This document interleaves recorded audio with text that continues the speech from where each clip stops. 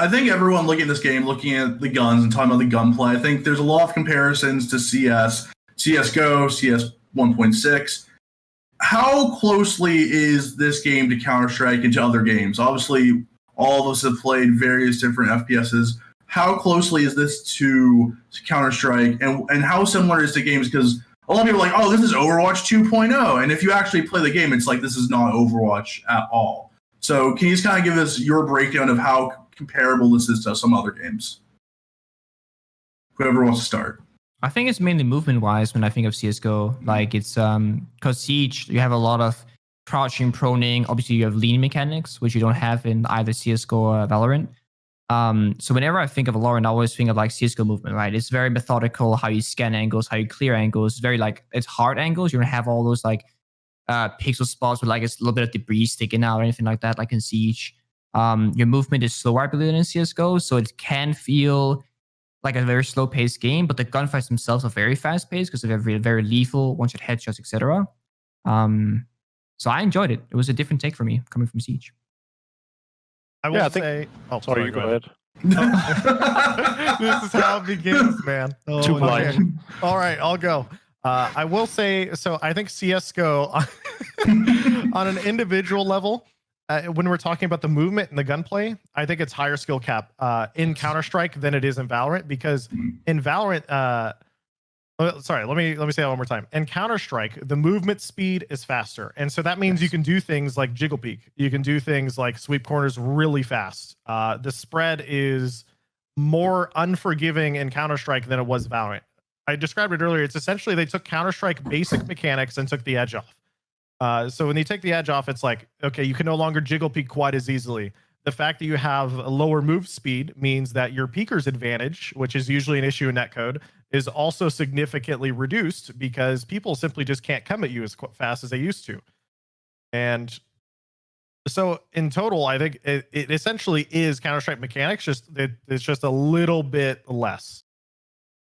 Agree.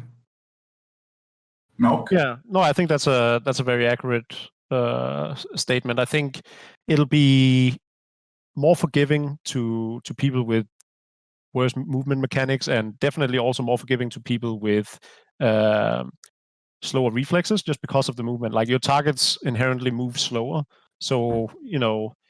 I had some games where I looked like a god, whereas I imagined myself playing that in Counter-Strike against similar skilled opponents, and I wouldn't be able to do half of that. So that was like the one concern, that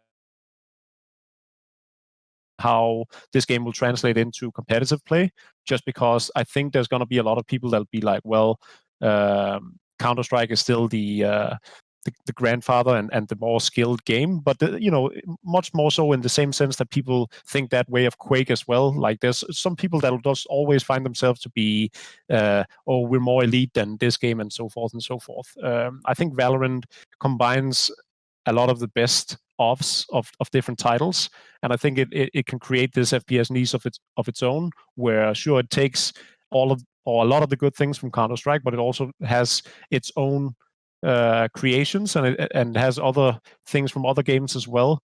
So I would be careful with comparing them all too much. Granted, it still largely leans up against Counter-Strike. Yeah. I will say there's a lot of Overwatch comparisons because of the fact that it has abilities. Yeah. I will say one of the things that I think that I did notice by the end of the playtest is in Overwatch, we have a lot of combos. And by combos, I mean like one teammate will do this and you play off of it instantly. So like an easy example, which is in this game and also probably Siege, which is one of the characters in this game has a flying drone. And so they just push with the drone and then you instantly can entry frag with that. And it's like those types of basic team play combos, not just on a strict FPS angle level, but literally abilities you use. That is in this game quite often. It's just it's all FPS aim based is the key factor. That's what I liked about it, is that I felt like as an individual I could do X%, right? I could get so far, but if I had a teammate who has a smoke grenade or some sort of utility gadget that can enable myself and himself at the same time, I can do so much more, right? That's what I loved about it, is that it's not CSGO where I'm gonna buy my own flash grenade and my own smoke grenade and my own heat grenade. No, I need certain characters or certain agents in this case to assist me to achieve my goal and how to take the bomb site or how to retake the bomb site, etc. I love that aspect. It was Pengu, more. Sorry. How do you think Rainbow Six Siege players are going to transfer to this game? Since you are from that sector, how do you think our Six players are going to transition if they do want to transition to Valorant? I think a lot of players will first feel intimidated because it's much slower than ours. Like we don't have the fast lean mechanics, the crouch spam mechanics. Movement is a lot slower. We can't sprint in this game, etc. I think the biggest thing that I learned very fast was that I don't have any drone information. So in Siege, you'll have a prep phase where you'll have half a minute of just like droning around, gathering information, and then you'll act upon the information when the round starts. In this game, you go in dry, right? You have no information, you don't know what their setup looks like, but you'll quickly realize as you dry peek corners, etc., or you have an understanding of the meta. And I had to spend a lot of my time, understanding that I don't know what's on the other side of this wall. So I got to figure that out by actually going in there and peek it rather than waiting for my teammate to peek it for me or to get that invisible drone that we normally have, right? Which we don't have in this case. I think Siege players will find it interesting, however, because the dynamics are much different. You still have the quote-unquote character-specific traits, like the spells, the assets, etc., and kind of the niches of each character. And that's what Siege has as well. We have characters that can only do certain things. But in terms of aim, it's a whole different game. But I think most people will welcome it, to be honest. It's a high skill cap game. People love that. Go on.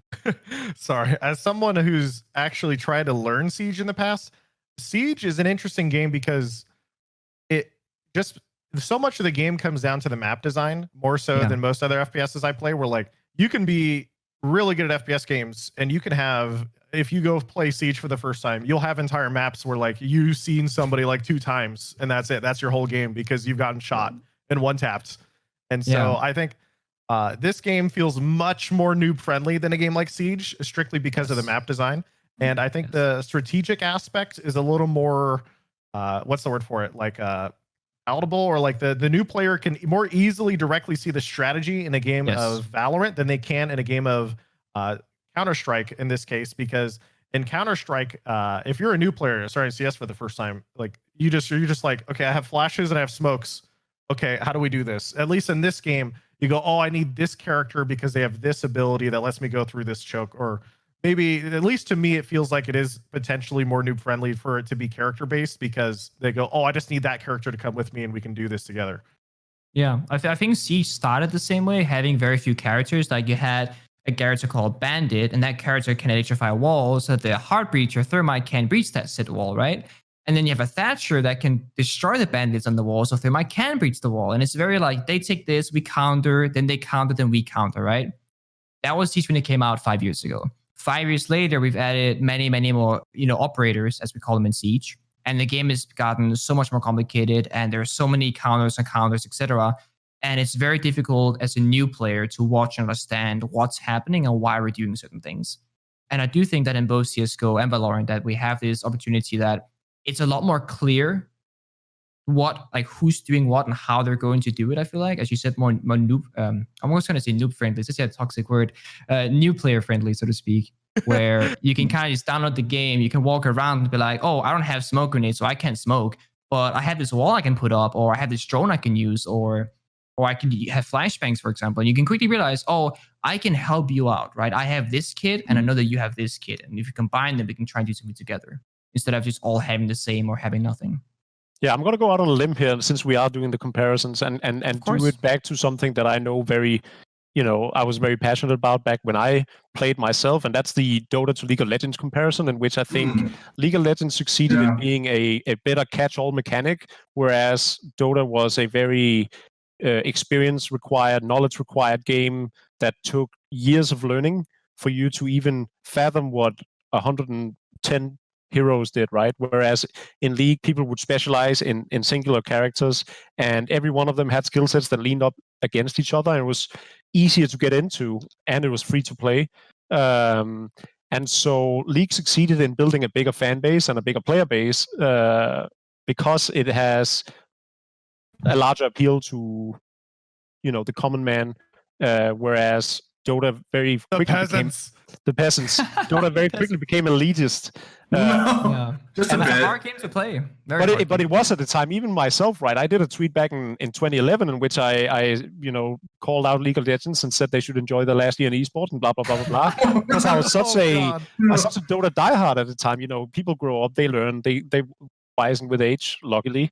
But I think we're standing in sort of a similar situation in which a lot of Counter-Strike players will be, but I've spent years mastering my aim. I've spent years figuring out how to do a remotely successful bunny hop or smoke grenade placements and, mollowing corners and all of these things.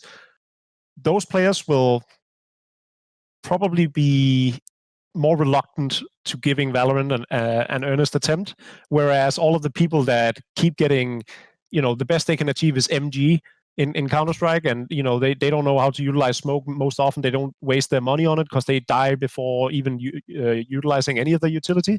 And so for a lot of people, I think Valorant is super appealing in that regard, and I think they will succeed in creating potentially the biggest player base we've ever seen. I think one of the most appealing parts of it as a new player, I've played a decent amount of Counter-Strike over the years, but it's always very intimidating, particularly as a new player who walks into one of these games later into its lifespan, because everyone knows everything, or there's so many default or set plays or this or that there's the common knowledge of the player base goes up so high, years down the line, and everyone kind of understands it. And when something starts new like this, it'll be figured out really fast, but it's sort of the hype because no one knows anything. You could be that guy who figures out the crazy flash or the smoke that goes across the map to set up this really cool push on a site. You could do all sorts of things because it's fresh. It's very true. I think that's the most appealing part for most people, and especially also competitive players as well as new players, that everyone has a clean slate. Everyone's starting at 0, you're level 0, no one has a bigger than the other in this game. There are particular pro players, for example, that are obviously highly sought after in their skill overall. But especially as a newcomer, you are just equal, right? It's not Siege that's been out for 5 years, or CSGO's been out for many, many, many years, or Dota or League of Legends. This is a completely clean slate where you can have your opportunity to be there from the very beginning and kind of grow with the game and not have to catch up constantly. So Seagull, we had Maelk compare, his Dota background and Pengu with background.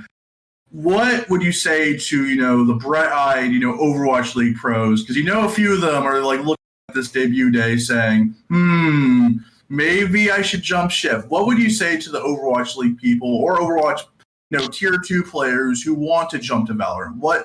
How much do you think this game, the skills from Overwatch could be transferred over to Valorant? It doesn't. Easy. It doesn't. No, most of it won't. Most of it won't. That's really how it is, right? This is a tactical shooter. Overwatch is a very ability-based shooter. But just because something doesn't transfer over doesn't mean you don't have a shot. There are so many new, the best player in Valorant will not have played yet. And I think Fionn will be able to back me up with that. In his very big, large experience in covering esports. Yeah. They come out of nowhere. Yeah, well, I think that's how it works. From my own personal experience playing games, usually how this is going to work, and this is what I did in Overwatch, is the people with the most directly applicable game will transfer over the majority of their skill and completely dominate the scene for 6 months or more at the start. So I did it in Overwatch. A lot of the TF2 guys did it, where we're coming from Team Fortress 2. We're playing Overwatch. Very, very similar game. And one of the early lands for Overwatch, 70% of the players there, and there's 20 teams, were former competitive TF2 players. And where are those guys now 3 years later? Well, most of us we're gone, right? I lasted much longer than everyone else at that point. Hey, but I'm just saying. And so same idea here, right? Yeah. All these CSGO pros and probably Siege players too. I don't know. I would imagine Siege actually transfers very well to this game as well. There's probably a ton of tier 2 Siege players who are not on good contracts, who are just hoping to jump ship. Same thing in Overwatch. It's not like the Overwatch tier 2 scene is very well supported, right? They're just trying to get by. And so for them, they're going to look at it and go, this is what I have now, but this is what these people are doing in this other game. Why would I not just go jump ship here? And so the longer term threat to franchises like Overwatch and like CSGO or anything like that isn't the immediate. I think it's more of just it steals all the new players, because particularly for Siege, the new player experience is so punishing. Like it really is hard. And so I think Siege, for its hardcore player base, Siege plays nothing like this game. Obviously, you would be able to tell me much, much more than me, but I've watched some games, and I think, the hardcore Siege player base in long term, they're fine. The CSGO, they're fine. Like these games aren't going anywhere. It's the new players over the course of many years. Which game are they going to choose? Because in my mind, that's why League of Legends became bigger than Dota.